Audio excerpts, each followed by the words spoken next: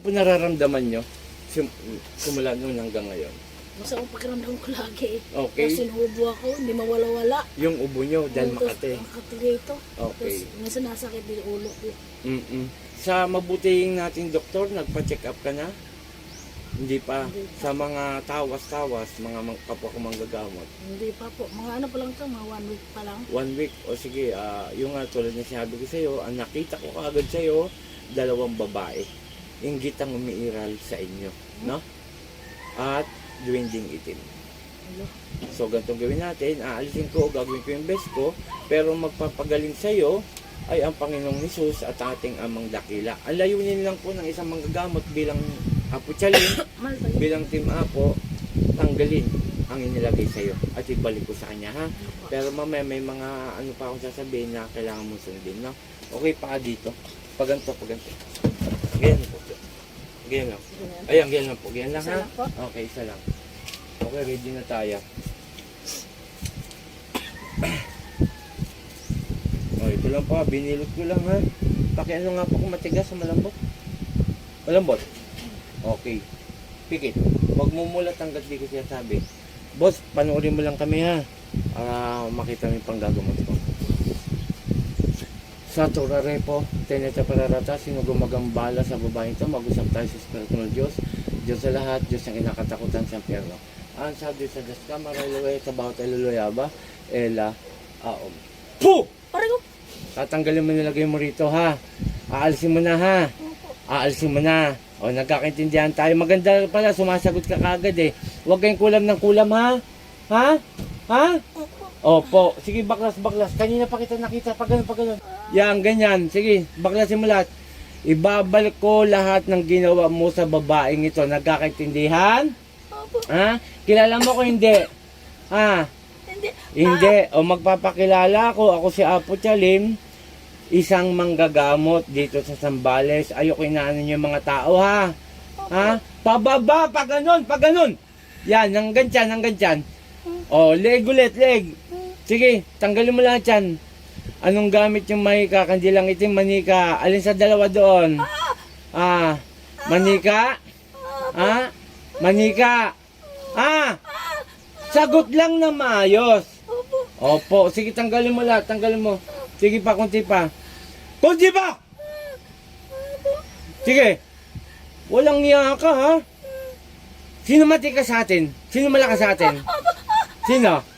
Sino malakas? Ha? Sige, tanggal. Ginagawa nyo na lang mga tao. Paano kayo harap sa Panginoon sa ating Ama kung ganyan ginagawa nyo sa tao? Sige ba? Pasensyahan tayo, nahuli kita, ha? Pasensyahan tayo, ha? Wala akong alam sa may iwan mo. Nagkakaintindihan? Okay, sige. Magalang ka pala. Ito po, may business sila. Pero hindi ko na po sasabihin kung anong business nila. Pero marangal ang kanilang hanap buhay. Dahil po sa inggit, tinira po o kinulam ang babaeng ito. Kitang-kita naman po, halatang halata. Okay, magtatanda ka, ha? Pasensyahan tayo, ha? Biro mo, matalik mong kaibigan. Bibirahin nyo. Huwag mong babalikan to, ha? Nagkakaintindihan? Sige pa. Sige. O, pasensyahan tayo. Panginoon kong Isus, sa kaming dakilo, mingaw ng basta-basta yun, balik ko nilagay sa taong ito at siya ang mahirapan. San Ipratri, Sakmek, Adal! Pangalan ko? Risa. Sa ngalan ni Jesus, Risa, balik sa katawan mo. Ate, pangalan mo? Isa po. Risa. Pakibulong lang po pangalan 3 beses. Sa'yo lang kahit di ko marinig. Ayan po, bago po ito, ha? Sinakasilyado pa, ha? Ayan po. Pakibulong lang po. Okay. Pakinom ang kalahati, pero 3 araw niyo po ubusin to. Refill. Alam mo mga sinabi mo? Oo. Tanungin mo ang asawa niyo. Sige, habang nag-shoutout ako. Kaibigan. Okay. Kaibigan mo. Shoutout sa lahat. Maraming salamat sa ating amang dakila, lalo na sa ating Panginoon. Ito po, tinatanong natin si Madam. Hindi niya po alam ang kanya sinabi. Sa makatuwid, positive po na pumasok. At yung nga, ma'am, may pagbabago? Ganyan mo sarili mo. Pero nangawit lang ako rin. Nangawit lang. Pero may pagbabago sa katawan. Okay, yun po ayan po tinatanong ko po siya, may pagbabago po. Yung ngawit po, yun po kasi pag-enter nung sumanib sa kanya. In-explain ko lang po para maging maayos sa mga nanonood. Okay, paki-share ang ating video please lang para makilala pa ako at marami pa ako matulungan na tao.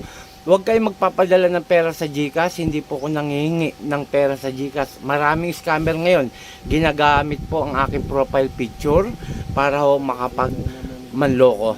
Okay, dun sa home service, gumagamit ako ng sasakyan, diyan ko po kukunin ang renta ng sasakyan sa inyong lugar plus donasyon sa paggagamot ko po. At ito po ito po yung protection, libre po ito, hindi ko pinapabayad to. Sa mga pasyente na lumalapit sa akin, binibigyan ko po sila maging ang medalyon. Okay, shoutout kay Apo Ken, Apo Marwin, and Apo Rosita. Maraming salamat. Boom!